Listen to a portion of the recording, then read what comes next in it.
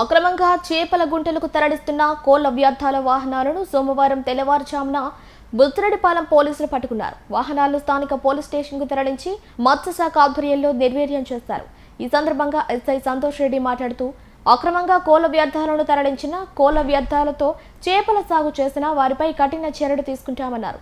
కోళ్ల వ్యర్థాలతో చేపల సాగు చేస్తే యజమానులకు మత్స్యశాఖ ఆధ్వర్యంలో లైసెన్సులను రద్దు చేస్తామన్నారు.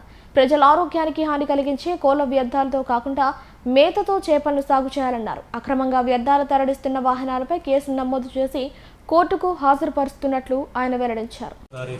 తెల్లవారుజామున 2 చికెన్ వేస్ట్ వాహనాలు స్వాధీనం చేసుకోవడం జరిగింది. ముఖ్యంగా చేపల చెరువుల రైతులు ఎవరైతే ఉన్నారో మీ యొక్క చెరువుల్లో ఫిష్ ఫీడ్ మాత్రమే వాడాలి, చికెన్ వేస్ట్ వాడేదానికి లేదు. దానివల్ల ప్రజల ఆరోగ్యానికి హాని కలిగే అవకాశం ఉంది. కాబట్టి ఎవరైనా కూడా చికెన్ వేస్ట్ ఫిష్ ఫీడ్గా ఉపయోగించినట్లయితే ఖచ్చితంగా వారి మీద కేసులు నమోదు చేస్తాము. అలాగే ఫిషరీస్ డిపార్ట్మెంట్కు వారి యొక్క లైసెన్సులు క్యాన్సిల్ చేయమని కూడా సిఫారసు చేస్తున్నాం.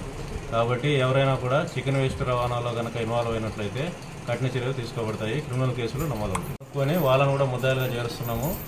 ఇందాక నేను చెప్పినట్టు ఫిషరీస్ వాళ్ళకు వాళ్ళ యొక్క వివరాలు ఇచ్చేసి వారి యొక్క లైసెన్స్ కూడా క్యాన్సిల్ చేసేదానికి సిఫారసు చేస్తున్నాం. ఊరికి లైసెన్స్ తీసుకొని అలాంటిది ఏదన్నా ఉంటే ఫిషరీస్ వాళ్ళకి చెప్తాము, వాళ్ళు యాక్షన్ తీసుకుంటాం.